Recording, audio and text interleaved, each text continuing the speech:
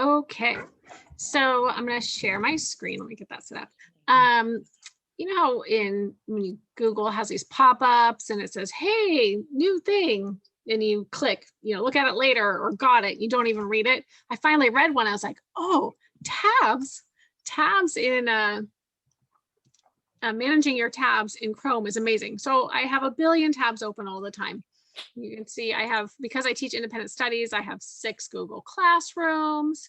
And so I can collapse them all under a classroom tab.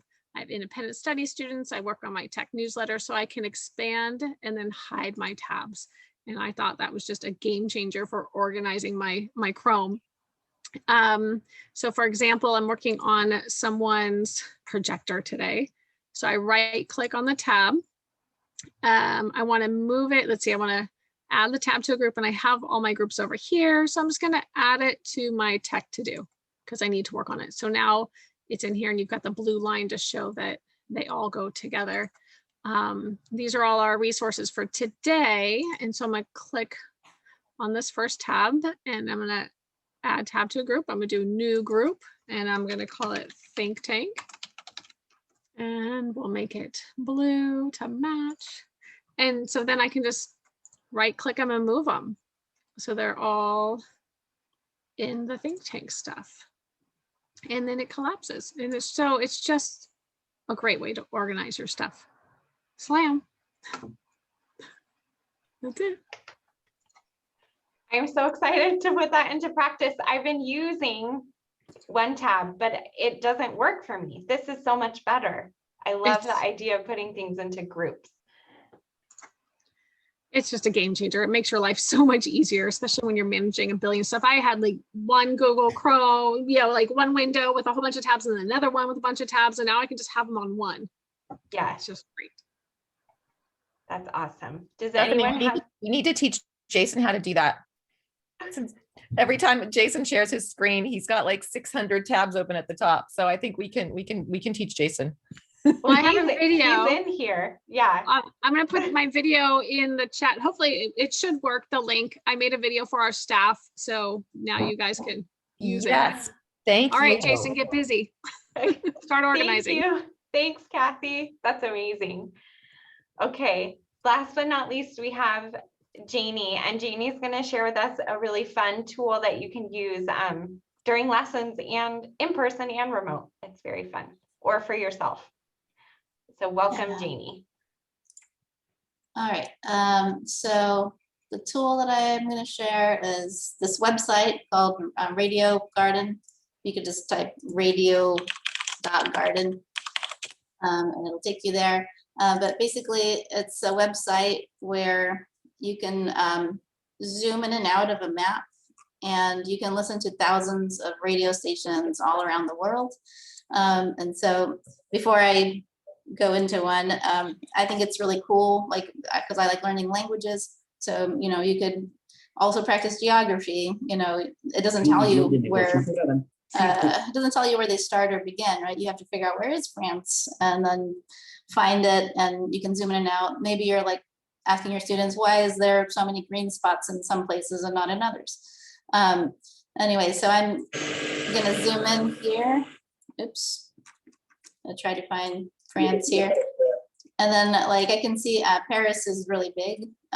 So the dot is bigger. You just go to a green dot, and sometimes it takes a few seconds to load. But now over here, it tells me I'm in Paris, France. And then I can pause it if I need to. And you could add it to your favorites if you find a station that you really like.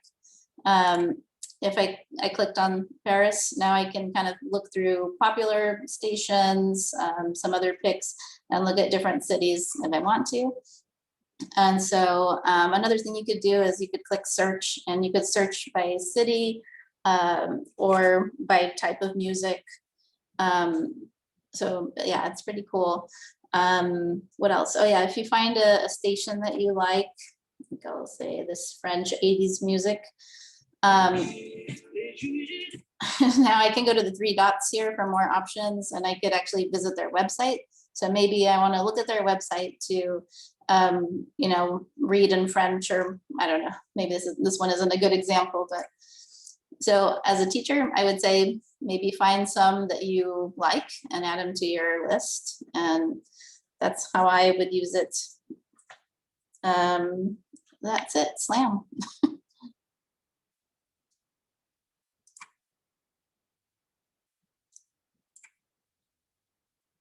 That's awesome. Thank you, Janie. Does anybody have any questions for Janie? We have a lot of 80s French fans now in the audience. Oh yeah, that's another thing. As I was looking around, I was like, wow, people love 80s music, like American 80s music everywhere.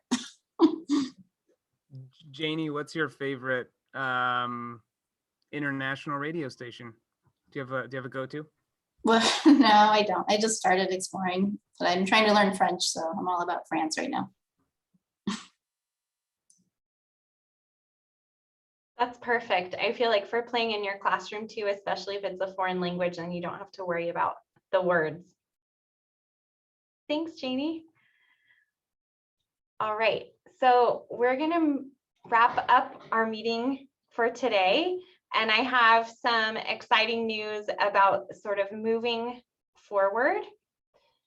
So thinking ahead to next year, I'm feeling hopeful that a distance and hybrid learning think tank might not be as applicable.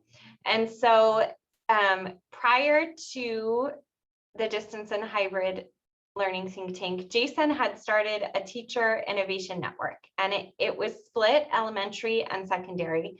And so we're hoping to have a reboot of that starting next academic year.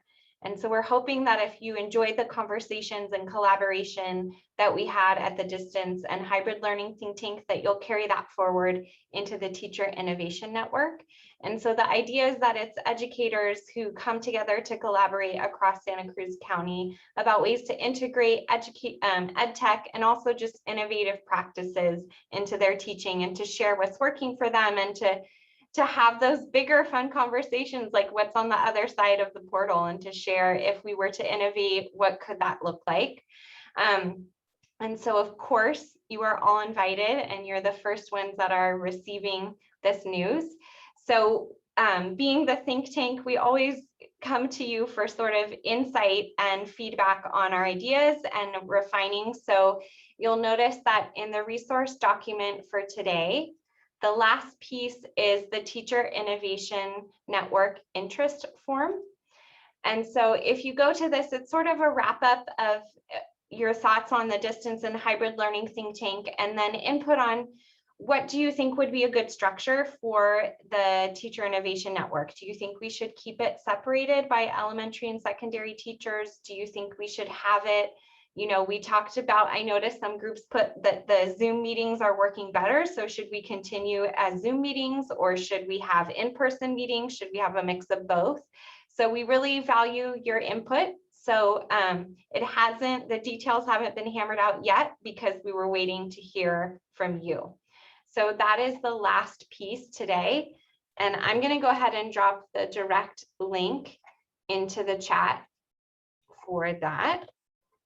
And I'm noticing that Jason would like to share about a really big event that we have coming up on the 6th from the Santa Cruz County Office of Education. And then after Jason shares, that's it. Just, we would appreciate your input in the forum, and we're so thankful for everyone who takes their time in the afternoons to come participate, and we'll see you next school year.